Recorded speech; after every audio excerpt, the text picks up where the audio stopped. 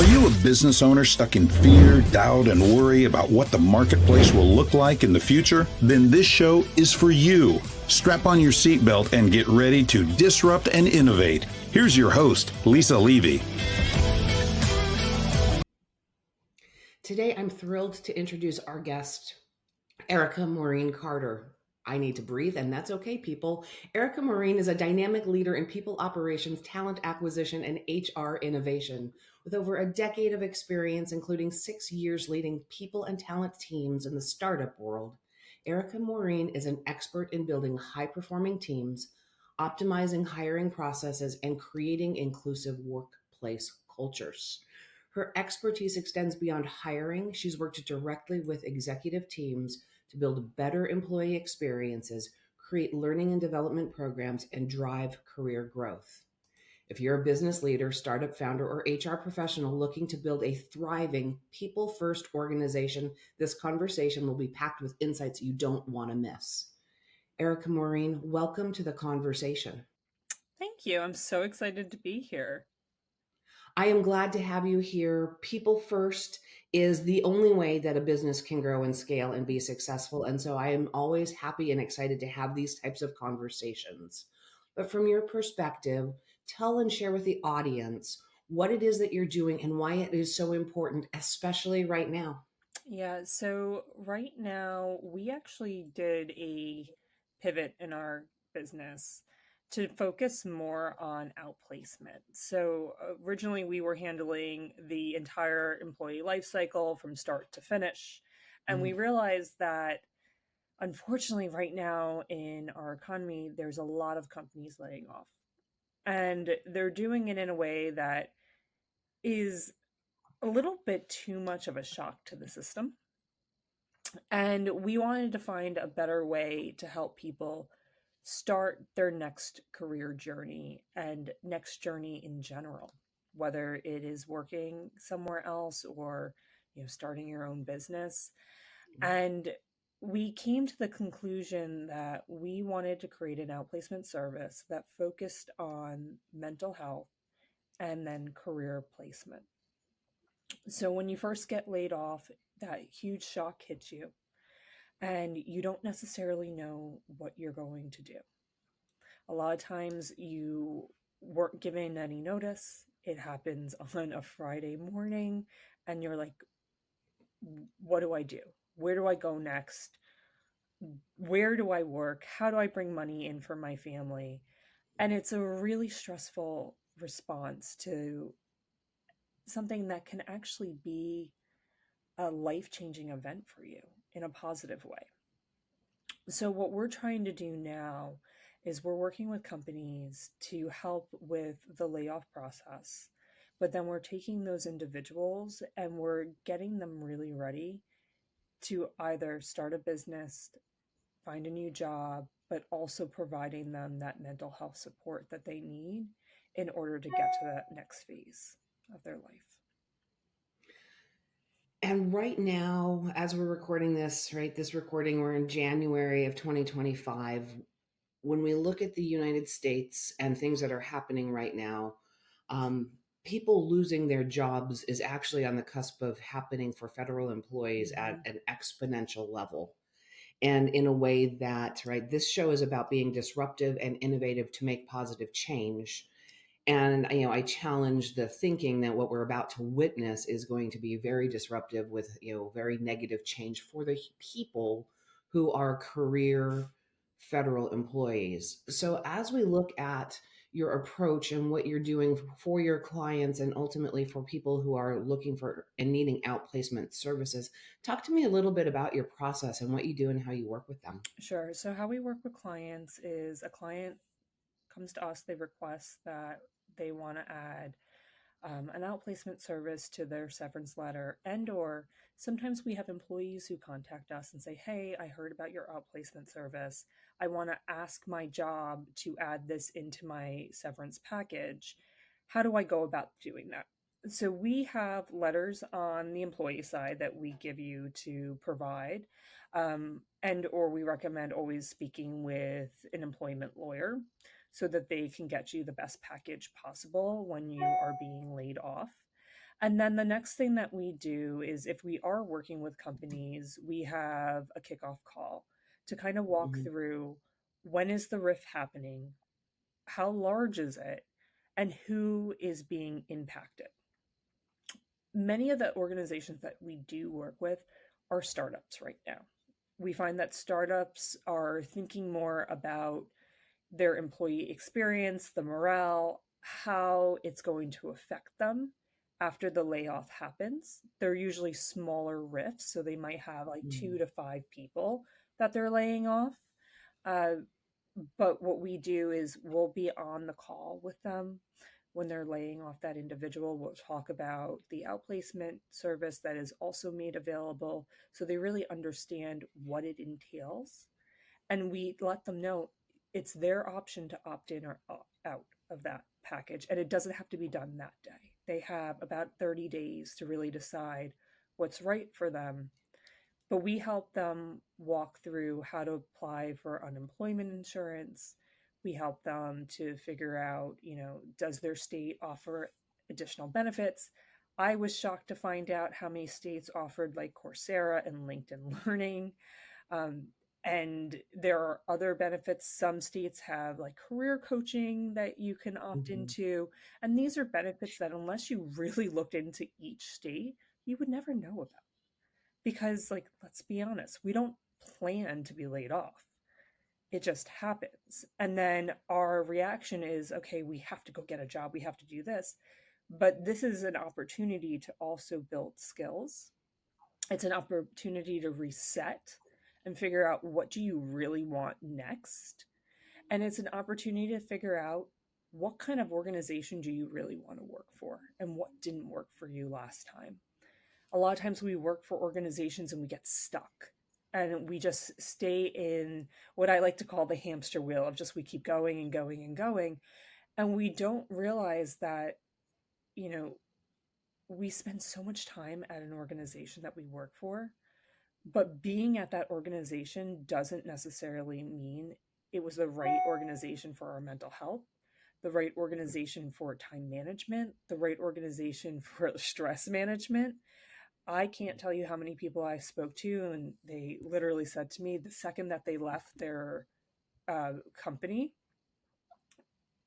they were able to have a baby. They were able to like get off medications that they were on. And it's because of the stress that that organization unfortunately was causing. And this is a great time to reset. I know a lot of people are like, well, I need to pay my bills, Erica. Like, that's not what I'm really thinking about. But the truth is, you have to look at the whole holistic picture of like what happened. It's not your fault if you got laid off. A lot of times it's based on how much money the company had, if they overhired. There are a lot of things that you just do not have control over. And we're there to really like help you understand that you can be better off after. And one of the shocking realities in a reduction in force is for tenured employees, really potentially really high performing good employees who have been there for a long time. But when it is a mathematical equation, they're also probably the more expensive employees. Yeah. And so that shock is like it's a double hit because they were performing, they were good employees, they had been rewarded for potentially years, and then poof, the bubble bursts. So the mental health component is a beautiful and crucial addition to navigating a very shocking experience. I in early in my career was laid off, and it is that those first few days after, right? It's a grief cycle. Mm-hmm. It's the denial, you go through the stages of grief and whatever that pace is, and you're not surrounded with any sort of a support network Yep. to help you navigate that. So the service and what you're offering is lovely, and outplacement can make a huge difference in preventing somebody from getting into the next hamster wheel that looks exactly like the one that they were just on, that might literally have been killing them. Yes. Yeah. And if we're going to spend well, I don't want to say all of our time, but a majority of our time at work, you Mhm. should at least like where you work, Yeah. because you don't get to do it over. Every day is gone at the end of the day, and you're starting the next day. And if it's going to be as bad and it's going to cause you, especially health problems, Yeah. it's time to get out, unfortunately. Yeah. Working with some clients of mine recently, they are very tenured, seasoned employees inside of an organization. We're talking the 20 plus year kind of commitment, which is so fascinating and unusual today. One of the comments that a couple of people made as we were, trying to learn about that employee experience was yeah, I'm on spouse number fill in the blank. And Mm-hmm. it was more than one, right? Two, three, four, but I've been here for 30 years, 40 years. Um, we spend a lot of time at work, and it is in some instances a bigger relationship than with our spouse and our families. And if it is not a healthy one, why would we reproduce the same kind of a situation, but without help and guidance from an objective outside viewpoint? We might miss that, going and doing the exact same thing is not in our best interest. No. Talk to me a little bit, if you can, about helping clients, right, who are taking advantage of your services get to the aha that it might be better to become an entrepreneur than to get back on the hamster wheel. Yeah. So I think out of any time to start a business, now is a great time. There are a lot of innovative companies popping up. Being a business owner, it is a lot of work. You are a one man show for the most part. You have to be good at everything. But at the same time, it provides flexibility that might not have been there in your working life. So if you were working for a company and you were going in at 8 every morning and you weren't leaving until about 6:37 every night, you could be spending that same amount of time creating something that you love. Recently, I had an individual who was in marketing. They were a CMO.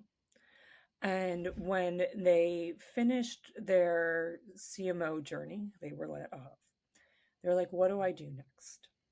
And as we were having a discussion about what they were going to do next, what we found was that they really were into healthy food items. They liked having different options for like pretzels or different options for chia seed yogurts. And what they realized was they really wanted to have a health food grocery store, like just a small mom and pop one. Yeah. If they were never laid off, they would have never realized that like their journey as a CMO was over. But the skills that they were taking was how to market, how to lead gen, how to bring people in. So they went, they got a loan, they started their small grocery store, and that grocery store is now doing exceptionally well out in Oregon. And it's Mhm. all because they realized they had to make a change. And that is a beautiful story, right? Taking however long we have been in an employment situation, we are learning and building skills and capabilities. Yep.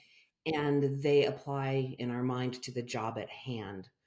But when you have an opportunity to take a step back and broaden perspective, what you can do with those skills and capabilities is almost endless if you're willing to consider the possibilities. Erica, you're also a business owner. Talk to me a little bit about your journey and growing your business, some of the challenges and obstacles that you've overcome, reaching this point in your your entrepreneurial journey. Yeah. So my entrepreneurial journey actually started when I went on maternity leave. I was sitting there trying to figure out, do I really want to go back to working a 9 to 5 job with two young kids?